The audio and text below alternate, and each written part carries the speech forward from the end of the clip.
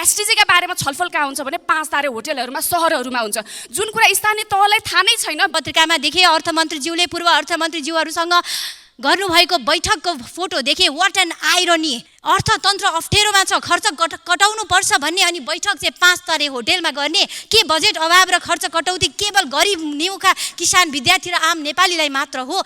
उता चाहिँ प्रहरीहरू तलब नपाएर रोइराखेका छन्, अनि हामीहरू चाहिँ यहाँ अब विगतको राजनीतिको ब्याज खान छोडिदिनुहोस्। म तपाईहरु सभामुख मार्फत सबैलाई विनम्र अनुरोध गर्छु। विगतको 70 वर्षको 250 वर्षको यी नेताले ए भनेको थियो भनेर ब्याज खान छोड। सरकारी अस्पतालमा बिरामीको चाप धान्न नसकिने भएको छ। एउटा अपरेसनलाई महिनौं कुर्नुपर्ने अवस्था छ। पालो आउँदासम्म बिरामीको मृत्यु भइसकेको हुन्छ। यसमा अर्थमन्त्रीज्यूले कस्तो प्रकारको नीति लिएर आउनुहुन्छ त्यो हेर्नको लागि म उत्सुक छु, मेरो पुस्ता चाहिँ उत्सुक छ। अर्थमन्त्रीजी फुर्सद भए ध्यान पनि दिनु होला। जसले गर्दाखेरि आज हाम्रो यो हविगत हुँदै आएको छ। त्यही भएर यो विदेशमा बसेका नेपालीहरूले पठाएको रेमिट्यान्सबाट देशको अर्थतन्त्र चलिरहेको छ भन्ने भाषी जुन हामीले सुनिरहेका छौँ र त्यो अर्थविदहरूले भनिरहनु भएको छ, त्यसले पनि पुष्टि गर्छ नेपालका युवा पुस्ताहरू विदेशमा हुनुहुन्छ। राष्ट्र सेवकहरूको पारिश्रमिक सुनिश्चित हुनुपर्छ। बरु राज्यलाई भार पर्ने गरी जनप्रतिनिधिहरूको सेवा सुविधा निर्मम रूपले काट्न जरुरी छ। र प्रेम आचार्यज्यूहरूले गरेर खाने वातावरण बनाउनु, त्यस्तो खालको बजेट बनाउनु भन्ने अनुरोध। के राज्यले जनता उपचार नपाएर मरिरहन् भन्न खोजेको हो? यो देशको अहिलेको अवस्था हेर्दा आराध्य देव पशुपतिनाथले मात्रै थामेर राखेको जस्तै लाग्छ सभामुख महोदय। अरु त केही पनि मापन देख्दिनँ म त। अघि एक दुईवटा कुराहरू सकारात्मक पनि आयो। त्यो पहिला पनि राज्यमा कुनै खालको सङ्कट आयो भने चाहिँ पशुपतिनाथ गुहाएर जस्तो, अहिले पनि उहाँले मात्र टिकाएर राखे जस्तो लाग्छ। विवाहमा हामीले दुल्हा दुल्हीको मन मिल्यो कि मिलेन हेर्नुपर्नेमा हामी चाहिँ ठुलो तामझाम गर्नको लागि पर्छौँ। सुनका गहनाहरू ऋणै लिएर पनि काट्ने काम गर्छौँ, किन्ने काम गर्छौँ, ठुला भोज भतेरमा रमाउँछौँ। र त्यसले गर्दाखेरि हाम्रो के हविगत हुन्छ, त्यही हविगत आज हाम्रो अर्थतन्त्रको भएको अवस्था रहेको छ। त्यहाँ उल्लेख भएका सिद्धान्त र प्राथमिकता अनुसार ल्याउनु पर्ने कानुन तदारुकताका साथ फास्ट ट्र्याकबाट लिएर आइयो भने यो बजेटप्रति मेरो विश्वास रहनेछ।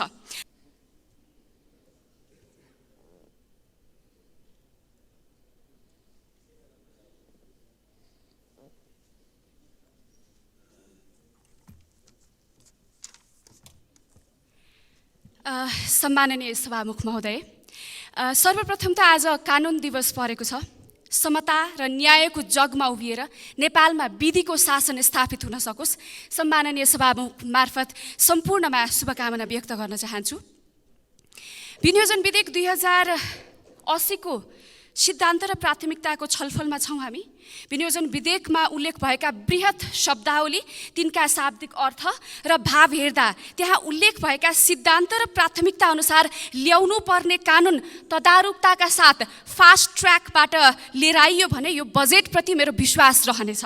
नत्र भनेदेखि विगतमा जस्तो सिद्धान्त, प्राथमिकता, नीति र कार्यक्रममा चाहिँ महत्त्वकांक्षी खालको चाहिँ कुराहरू आउने र कानुनहरू अझै पनि 50 र 60 वर्ष अझ त्योभन्दा पनि पुरा अङ्कुशे कानुनहरू जुन राख्ने व्यवस्था छ, जुन चाहिँ विद्यमान रहने अवस्था छ, यसले चाहिँ हाम्रो बजेट फेरि एकादेशको कथा नहोस्। म यो कुरा अर्थमन्त्रीको ध्यान आकर्षण गराउन चाहन्छु।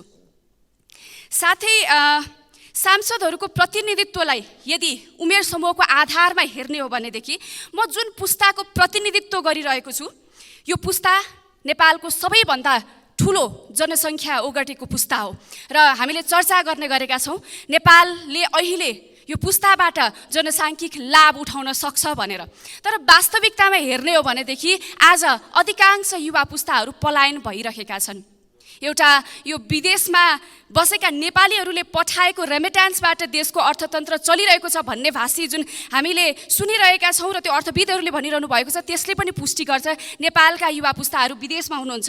विशेष गरी नेपालका युवा पुस्ताहरू उच्च शिक्षा, आर्थिक आत्मनिर्भरता, सहज जीवनशैली र भविष्यको सुनिश्चितताको लागि विदेश पलायन भइराख्नु भएको छ। विनियोजन विधेयकमा यो पुस्ताले देशमै रहन मन लाग्ने किसिमको एउटा सिद्धान्त र प्राथमिकतामा नपरेको जस्तो मलाई अनुभव हुन्छ। सम्माननीय सभामुख महोदय, म अर्थमन्त्रीज्यूको ध्यान आकर्षण गराउन चाहन्छु। शिक्षा क्षेत्रको ह्युमन क्यापिटलको कुरा गर्ने हो भनेदेखि विश्वका तगडा भनिएका देशहरूमा, ती युनिभर्सिटीहरूमा, विश्वविद्यालयहरूमा नेपाली प्राध्यापकहरू प्रशस्त हुनुहुन्छ र नेपालमै पनि हुनुहुन्छ। नेपालमै पनि उत्कृष्ट पढाउने प्राध्यापकहरू नेपालमै हुँदाहुँदै पनि विश्वविद्यालयहरू त्यति राम्रा हुन सकिरहेका छैनन्। यहाँका मान्छे विदेशमा गएर चाहिँ उत्कृष्ट पढाउने अनि नेपालमै चाहिँ पढाउन नसक्ने भन्ने यस्तो हुँदैन सम्माननीय सभामुख महोदय। त्यसैले यो सानो भूगोल भएको देशमा ती प्राध्यापकहरू फर्किएर उत्कृष्ट पढाउन सक्ने वातावरण बनाउनुपर्छ र यो युवा पलायन रोक्न विश्वविद्यालयको एउटा आमूल सुधारको आवश्यकता छ। यसमा अर्थमन्त्रीज्यूले कस्तो प्रकारको नीति लिएर आउनुहुन्छ त्यो हेर्नको लागि म उत्सुक छु, मेरो पुस्ता चाहिँ उत्सुक छ। र सँगै म जोड्न चाहन्छु युवा पुस्ता पलायनको अर्को प्रमुख कारण भनेको आर्थिक आत्मनिर्भरता। महिनाभरि काम गर्यो र कमाइ हुन्छ 9-10 हजार रुपियाँ, त्यही पनि कहिले कहिले साउले दिँदैन। त्यस्तो अवस्थामा अनि 20,000 कमाउनको लागि युवाहरू विदेश जानुपर्छ। कोही चाहिँ त्यहीँ बन्धक भएर बसेका छन्, कोही बाक्सामा फर्किन्छन्। युवाहरू आर्थिक हिसाबले आत्मनिर्भर हुने किसिमको खोइ त अर्थनीति, त्यसमा म अलिकति तपाईँको ध्यान आकर्षण गराउन चाहन्छु सम्माननीय सभामुख मार्फत। त्यसै गरी अब म यो युवा पुस्ताको चाहिँ देशभित्रै बस्न मन लाग्ने किसिमको वातावरण बनाउन एउटा महत्त्वपूर्ण कुरा पनि जोड्न चाहन्छु। उद्यमशीलता र लगानीलाई सँगसँगै जोड्नु पर्यो, जुन कुरा चाहिँ हाम्रो नीति तथा यो हाम्रो सैद्धान्तिक विनियोजन विधेयकको सिद्धान्त र छलफलमा परेको जस्तो तालमेल मिलेको जस्तो मलाई लागिरहेको छैन। त्यसैले उद्यमशीलता बढाउनको लागि जबसम्म क्यापिटल भेन्चर, हेज फन्ड र प्राइभेट इक्विटीलाई चाहिँ बढाउने किसिमको वातावरण बन्दैन तबसम्म यो देशमा लगानी चाहिँ हुन सक्ने वातावरण बन्दैन। मैले सकेँ सम्माननीय सभामुख महोदय, एउटा महत्त्वपूर्ण कुरा उहाँलाई सुनाउनै पर्नेछ, म सुनाउन चाहन्छु। जुन एसटिजीको कुरा हो, हामीले 2030 सम्म एसटिजी टार्गेट मिट गर्ने भनेर लक्ष्य राखेका छौँ र एसटिजीका बारेमा छलफल कहाँ हुन्छ भने 5 तारे होटलहरूमा, सहरहरूमा हुन्छ। जुन कुरा स्थानीय तहलाई थाहा नै छैन, बेढङ्गले चाहिँ यो एसटिजीको कुरालाई मतलबै नगरिकन संरचनाहरू विकास भइरहेका छन्।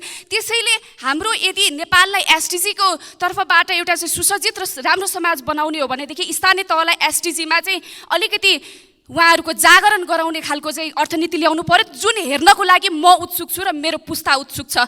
यति भन्दै म बिदा हुन चाहन्छु। धन्यवाद। सम्माननीय सभामुख महोदय, आर्थिक वर्ष 2080-81 को विनियोजन विधेयकको सिद्धान्त र प्राथमिकतामा माननीय अर्थमन्त्रीज्यूले सुरुमै अर्थतन्त्रका यावत समस्याहरू दर्शाउनु भएको छ। यो राम्रो हो। विगतमा नीति कार्यक्रम बजेट केवल कर्मकाण्डी मात्र हुने, सरकारले जे पेश गरे त्यही पारित हुने चलन थियो। तर आशा गरौँ यसपटक यस सदनबाट अधिकांश सुझावहरू समावेश गर्ने परम्पराको थालनी हुनेछ। बजारमा बजेट सङ्कुचित हुने हल्ला छ। यो साँचो हो भने सङ्कुचनले स्वास्थ्य, शिक्षा, कृषि जस्ता क्षेत्र प्रभावित हुन्छन् कि हुँदैनन्? यदि हुन्छन् भने हामीले सैद्धान्तिक रूपमै निशुल्क स्वास्थ्य सेवा, सार्वजनिक शिक्षा सबलीकरण र कृषि मल अनुदानका कार्यक्रममा बजेट कटौती गर्न मिल्दैन। बुधा 9 मा सङ्घीयता सबलीकरणको सिद्धान्त अपनाउने लेखिएको छ। केमा सबलीकरण? कार्य सम्पादनमा कि सेवा थप गर्नेमा? धेरै कार्यक्रमहरूमा बजेट डुप्लिकेसन हुने गरेको छ। कुनै योजनाका लागि तिनै तहबाट बजेट पर्ने, कुनैमा भने तिनै तहको ध्यान नपुग्ने अवस्था छ। यो डुप्लिकेसन रोक्नका लागि समन्वयको एउटा च्यानल बनाउन आवश्यक छ। साँच्चै आर्थिक सङ्कट हो भने चालु खर्च, सामान्य खर्च कटौतीको लागि के सोचिएको छ? यसको सिद्धान्त उल्लेख छैन। राष्ट्र सेवकहरूको पारिश्रमिक सुनिश्चित हुनुपर्छ, बरु राज्यलाई भार पर्ने गरी जनप्रतिनिधिहरूको सेवा सुविधा निर्मम रूपले काट्न जरुरी छ। तर आम सरकारका आधारभूत र सेवामुखी कार्यक्रमका बजेट कुनै पनि हालतमा सङ्कुचित गरिनुहुन्न। खस्कदो सरकारी संयन्त्रमा संविधान प्रदत्त मौलिक हक स्वास्थ्यलाई सुनिश्चित गर्ने सिद्धान्त यसमा के छ? स्पष्ट भएन। हिजोकै सिद्धान्त, हिजोकै प्राथमिकता, हिजोकै काम गराइले आजको अवस्था परिवर्तन हुन सक्दैन। 20 वर्ष अघि नेपालमा 176 वटा आयुर्वेदिक औषधि उत्पादन हुने गर्थे, तर अहिले 5-6 वटा मात्र बन्छन्, अरू आयात हुन्छन्। स्वदेशी औषधि उत्पादन र जडीबुटी प्रवर्धनमा प्राथमिकता किन भएन? म स्मरण गराउन चाहन्छु, विकासशील मुलुकले कम्तीमा आफ्नो कुल बजेटको 10% स्वास्थ्यलाई छुट्याउनु पर्छ भनी विश्व स्वास्थ्य सङ्गठनले भनेको छ। तर 5% मात्र छुट्याउने गरिन्छ। अझै सुन्दैछु यस वर्ष त गत वर्षको भन्दा 40% बजेट घटाइँदैछ रे। के यो साँचो हो? सरकारी अस्पतालमा बिरामीको चाप धान्न नसकिने भएको छ। एउटा अपरेसनलाई महिनौँ कुर्नुपर्ने अवस्था छ। पालो आउँदासम्म बिरामीको मृत्यु भइसकेको हुन्छ। 32,000 दर्ता चिकित्सक छन्, तर मन्त्रालयसँग जम्मा 1200 जना डाक्टर मात्र छन्। गाउँ गाउँमा डाक्टर पुगेनन्, गएनन्, छैनन् भनिन्छ, तर गाउँ गाउँमा डाक्टर पुर्याउने सिद्धान्त खोइ 2046 सालको दरबन्दीले आजको जनसङ्ख्या र बिरामीको चाप धान्न सक्दैन। राज्य संयन्त्र वितरणमुखी मात्र नभई प्रभावकारी उपयोगीमुखी बनाउन जरुरी छ। बजेटको 70% मात्र खर्च हुन्छ, त्यसको पनि ठुलो हिस्सा अन्तिम समयमा भत्तामुखी कार्यक्रम मार्फत खर्च हुने गरेको छ। यो प्रवृत्ति रोकिनुपर्छ। अर्को अपनाउनु पर्ने सिद्धान्त हो समय सापेक्ष सेवा सुविधा। 1990 को दशकमा मृत्युको प्रमुख कारण टिबी जस्ता संक्रामक रोग हुन्थे भने अहिलेको अवस्थामा दीर्घ रोग, मुटु रोग जस्ता प्रमुख कारण बनेका छन्। इसेन्शियल ड्रग लिस्ट रिभाइज गर्न जरुरी छ। अर्को तथ्य स्मरण गराउन चाहन्छु, महँगो स्वास्थ्य उपचार खर्चको कारण आउट अफ पकेट एक्सपेन्डिचरले गर्दा वार्षिक रूपमा 5 लाख नेपालीहरू गरिबीको रेखामुनि पुग्न बाध्य छन्। समाजवादको परिकल्पना औषधि मूल्यकै कारण कोही पनि बिरामी नेपाली विपन्न बनाइनु हुँदैन। यस्तोमा अझ स्वास्थ्यतर्फको बजेट घटाउने के राज्यले जनता उपचार नपाएर मरिरहन् भन्न खोजेको हो? यसपालि इफ नो बट कुल बजेटको 10% स्वास्थ्यमा छुट्याइनुपर्छ। सार्वजनिक सरकारको यो सवाल जोडिरहँदा अर्को प्रसङ्ग जोड्न चाहन्छु। पत्र पत्रिकामा देखे अर्थमन्त्रीज्यूले पूर्व अर्थमन्त्रीज्यूहरूसँग गर्नुभएको बैठकको फोटो देखे। What an irony! अर्थतन्त्र अप्ठ्यारोमा छ, खर्च कटाउनु पर्छ भन्ने अनि बैठक चाहिँ 5 तरे होटेलमा गर्ने। के बजेट अभाव र खर्च कटौती केवल गरिब निमुखा किसान, विद्यार्थी र आम नेपालीलाई मात्र हो? के हामी यस्ता कार्यक्रमहरू मन्त्रालयकै सभा हलमा पानी मात्र खाएर गर्न सक्दैनौँ? मितव्ययिताको उदाहरण हामीबाटै प्रस्तुत गर्न थालौँ। आगामी बजेटमा यस्ता भत्तामुखी खुद्रे कार्यक्रमहरू पूर्ण रूपमा हटाउनुपर्छ। धन्यवाद। सम्माननीय सभामुख महोदय, आज हामी यहाँ विनियोजन विधेयक 2080 का सिद्धान्त तथा प्राथमिकतामा छलफल गर्नका लागि उपस्थित भएका छौँ र मान्यज्यूहरूले आफ्ना धेरै कुराहरू राखिसक्नु भएको छ र मूल रूपमा हाम्रो राष्ट्रिय अर्थतन्त्र कमजोर छ, गम्भीर मोडमा छ भनेर सबैले स्वीकार गरेकै छौँ र देशमा अहिले विभिन्न सञ्चार माध्यमहरूबाट हामीले थाहा पाइराखेका छौँ प्रहरीको, कर्मचारीको, शिक्षकहरूको तलब र पेन्सन रोका गरिएको छ। प्रहरीहरू रोइराखेका दृश्यहरू पनि देखिराखेका छौँ। अस्पतालको बिजुली काटिएको छ र नागरिकहरूको कतै अस्पतालको उपचार खर्च तिर्न नपाएर उनीहरूको लास बन्धक राखिएको अवस्था पनि छ। 8% प्रक्षेपण गरिएको आर्थिक वृद्धि दर 2% भन्दा कममा हामीले पाएका छौँ। तिर्नै पर्ने ऋण पनि 2 खरब भन्दा बढी नै छ, यसपालि नै तिर्नुपर्ने। र आर्थिक सुधारका लागि सरकारले, हामीले समाचारमा पढ्यो, 48 अरबको ऋण पनि सरकारले लिइराखेको छ, लिने सोच बनाएको छ। अब यो ऋण लिएर सदुपयोग हुने भए त हाम्रो केही आपत्ति हुने थिएन। भनिन्छ ऋणम कृत्वा घृतम पिबेत। त्यो अवस्था भएको भए पनि हाम्रो केही आपत्ति हुने थिएन। तर यहाँ के भइदियो भन्दाखेरि ऋण लिएर त्यसलाई घिउ किनेर अनि त्यसलाई चाहिँ खोलामा बगाउने काम भइराखेको छ र त्यो नै हुँदै आएको छ हाम्रो अर्थतन्त्रमा अहिलेसम्म।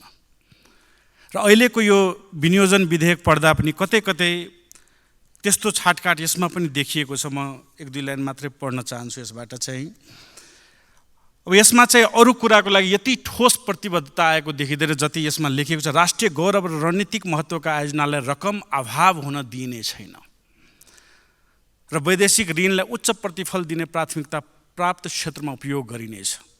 यहाँ भोक मेटाउनका लागि, उपचारको लागि, शिक्षाको लागि, स्वास्थ्यको लागि यति ठोस प्रतिबद्धता कि रकम अभाव हुन दिइने छैन कतै पनि लेखिएको छैन। तर राष्ट्रिय गौरव योजनाका लागि त्यस्तो भनिएको छ। अब यो राष्ट्रिय गौरवको योजनाहरूमा के पर्छन् भन्दाखेरि त 4 लेनका 6 लेनका लोकमार्गहरू, ठुला ठुला विमानस्थलहरू, चुरे संरक्षण कार्यक्रमहरू, यस्ता कार्यक्रमहरूमा चाहिँ को लागि रकम अभाव हुन दिइने छैन भनेर यहाँ चाहिँ भनिएको अवस्था छ। उता चाहिँ प्रहरीहरू तलब नपाएर रोइराखेका छन् अनि हामीहरू चाहिँ यहाँ ट्राफिकै नभएका, एयर ट्राफिकै नपुगे तापनि ठुला ठुला अन्तर्राष्ट्रिय विमानस्थलमा ऋणै काटेर भए पनि बनाउने तर्खरमा छौँ। उता चाहिँ हाम्रो स्वास्थ्य सेवाहरू दिन सकेका छैनौँ। तर यता चाहिँ हामी चाहिँ ठुला ठुला भ्यू टावरहरू चाहिँ डाँडा डाँडामा हामी बनाउँदै गइराखेका छौँ। उता चाहिँ सडकमा प्रति घन्टा 100वटा गाडी गुड्दैन, तर हामी चाहिँ हरेक सडकलाई 4 लेन बनाउनुपर्छ, 6 लेन बनाउनुपर्छ भनेर हामी लहेमा लाग्दैछौँ। र यो किन भयो भन्दाखेरि कतै न कतै हामीले दशकौँदेखि विकासको गलत मोडेल अभ्यास गर्दै गयौँ। विकास भनेकै के हो भन्दाखेरि ठुला भवनहरू, चौडा एकदम फराकिला सडकहरू भनेर बुझ्यो, ठुला विमानस्थलहरू भनेर हामीले विकास भनेर बुझिदियौँ, जसले गर्दाखेरि आज हाम्रो यो हविगत हुँदै आएको छ। त्यही भएर र भनौँ न यसलाई उदाहरणको रूपमा भन्नुपर्दा जस्तै विवाहमा हुन्छ, विवाहमा हामीले दुल्हा दुल्हीको मन मिल्यो कि मिलेन हेर्नुपर्नेमा हामी चाहिँ ठुलो तामझाम गर्नका लागि पर्छौँ। सुनका गहनाहरू ऋणै लिएर पनि काट्ने काम गर्छौँ, किन्ने काम गर्छौँ, ठुला भोज भतेरमा रमाउँछौँ र त्यसले गर्दाखेरि हाम्रो के हविगत हुन्छ, त्यही हविगत आज हाम्रो अर्थतन्त्रको भएको अवस्था रहेको छ। त्यही भएर म अर्थमन्त्रीजीलाई एउटा मात्रै खाली रिक्वेस्ट गर्न चाहन्छु, अनुरोध गर्न चाहन्छु कि आगामी बजेट कमसेकम मानव केन्द्रित ह्युमन सेन्ट्रिक बजेट होस्, ह्युमन सेन्ट्रिक डेभलपमेन्टको मोडल अवलम्बन गरेर बजेट बनाइदिनु होला। अब यो धेरै एकदम डिटेलमा सुझाव त दिइराख्ने सम्भव छैन, त्यो मात्रै म चाहिँ यहाँबाट उभिएर भन्न चाहन्छु। र म मेरो आफ्नै लागि पनि एउटा मार्गनिर्देशक सिद्धान्त के छ भन्दाखेरि एउटा परिघटनाबाट म भन्न चाहन्छु। म आफ्नै गाउँमा जाँदाखेरि त्यहाँको एउटा गरिब किसानलाई मैले तपाईँलाई बाटोघाटो चाहिँदैन, सडक चाहिँदैन, विकास चाहिँदैन भनेर सोद्धाखेरि उहाँले गरिब किसानले के भन्नुभएको थियो भन्दाखेरि यदि मेरा बच्चाका पेटमा 2 गाँस अन्न गयो भने मेरा बच्चाहरू तपाईँको छातीसम्म हिलोमा पनि हिँडेर जान सक्छन्, तर पेटमा चाहिँ 2 गाँस अन्न जान सक्नु पर्यो। र त्यो भनेको हामीले यहाँ चाहिँ प्राथमिकतामा राख्न सक्नुपर्छ कि कुनै पनि नेपाली, कुनै पनि कुनामा रहेका नेपालीहरू भोको नबसुन्, चाहे सडक बनाउन् वा नबनाउन्, त्यो पछिको कुरा हो। त्यसमा गर्व गर्ने कुराहरू हामी पछि बनाउँदै गरौँला, तर कतै पनि नेपालीहरू भोको नरहुन्, नाङ्गो नरहुन्, कतै पनि कोही स्वास्थ्य सेवाबाट वञ्चित नहोस्, कतै पनि त्यस्तो खालको पेन्सनै नपाएर, सामाजिक सुरक्षा नपाएर रुने खालको वातावरण नबनोस्, त्यो चाहिँ यो बजेटको प्राथमिकतामा कमसेकम परोस् भनेर म मान्य अर्थमन्त्रीजीसँग आग्रह गर्न चाहन्छु। र यहाँ चाहिँ खास कुरा के छ भन्दाखेरि अहिले हामी कहाँ पर्याप्त पूर्वाधारहरू नभएका चाहिँ होइनन्। हामीले जुन गलत मोडेलको अभ्यास गर्यौँ त्यसले गर्दा के भयो भन्दाखेरि स्कुलका ठुला भवनहरू बनाइएको छ, तर त्यहाँ चाहिँ पढाउने शिक्षकहरू गइराखेका छैनन्। म आफ्नै अनुभवले के भन्न चाहन्छु भन्दाखेरि यदि एउटा योग्य शिक्षक भयो भने त्यसले रुखमुनि पनि विद्यार्थीले पढाएर अक्सफोर्ड र क्याम्ब्रिज पुर्याउन सक्छन्, जसको उदाहरण म आफै पनि हुँ। त्यही भएर योग्य शिक्षक छ कि छैन, उनीहरू खुसी भएर समर्पित भएर काम गर्न सक्ने, उत्साहित भएर काम गर्न सक्ने वातावरण छ कि छैन, त्यो चाहिँ पहिला अवलम्बन गरौँ। ठुला अस्पतालहरू बनाइएका छन्, तर त्यसरी सुनसान राखिएको छ, त्यहाँ चाहिँ दरबन्दीमा डाक्टरहरू जान मानेका छैनन्।